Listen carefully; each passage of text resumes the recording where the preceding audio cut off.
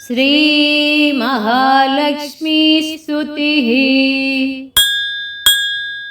आदिलक्ष्मी नमस्तेस्तु परब्रह्मस्वरूपिणी। यशो देहि धनं देहि सर्वकामांश देहि मे। संतानलक्ष्मी नमस्तेस्तु पुत्रपौत्रप्रदायिनी। पुत्रान् देहि धनं देहि सर्वकामांश देहि मे। विद्यालक्ष्मी नमस्तेस्तु ब्रह्मविद्यास्वरूपिणी। विद्यां देहि कलां देहि सर्वकामांश देहि मे।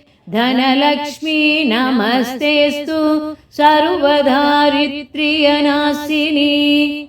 धनं देहि श्रियं देहि सर्वकामांश देहि मे। धान्यलक्ष्मी नमस्तेस्तु सर्वाभरणभूषिते। धान्यं देहि धनं देहि सर्वकामांश देहि मे। मेधालक्ष्मी नमस्तेस्तु कलिकल्मषनाशिनी। प्रज्ञां देहि श्रियं देहि सर्वकामांश देहि मे। गजलक्ष्मी नमस्तेस्तु सर्वदेवस्वरूपिणी।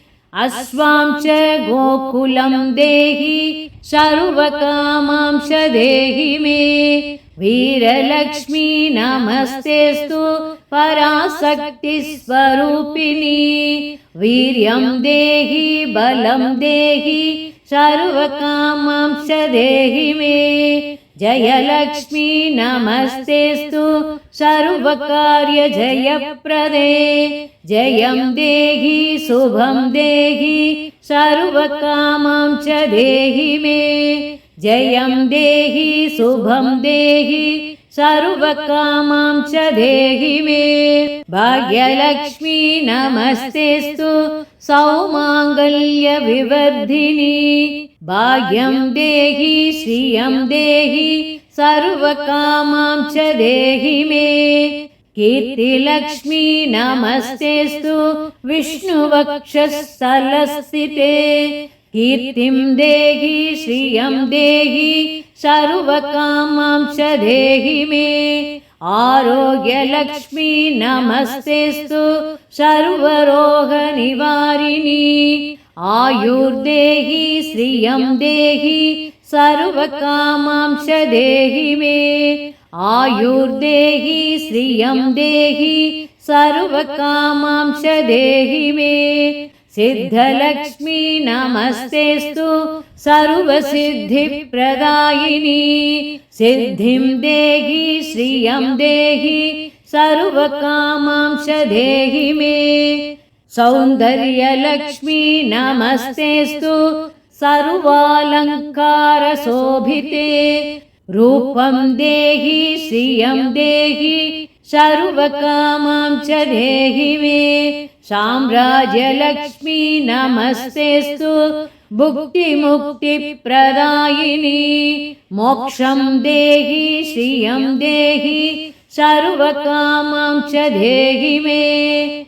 मोक्षं देहि श्रियं देहि सर्वकामांश देहि मे। मङ्गले मङ्गलाधारे माङ्गल्ये मङ्गलप्रदे। मङ्गले मङ्गलाधारे माङ्गल्ये मङ्गलप्रदे। मङ्गलार्थं मङ्गलेसि माङ्गल्यं देहि मे सदा। मङ्गलार्थं मङ्गलेसि माङ्गल्यं देहि मे सदा।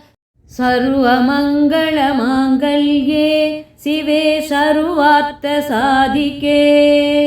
शरण्ये त्र्यम्बके देवी नारायणि नमोऽस्तुते। शरण्ये त्र्यम्बके देवी नारायणि नमोऽस्तुते। शुभं भवतु कल्याणी आयुरारोग्यसम्पदां मम शत्रुविनाशाय दीपलक्ष्मी नमोऽस्तु ते मम शत्रुविनाशाय दीपलक्ष्मी नमोऽस्तु ते दीपलक्ष्मी नमोऽस्तु ते इति श्रीमहालक्ष्मी स्तुतिः।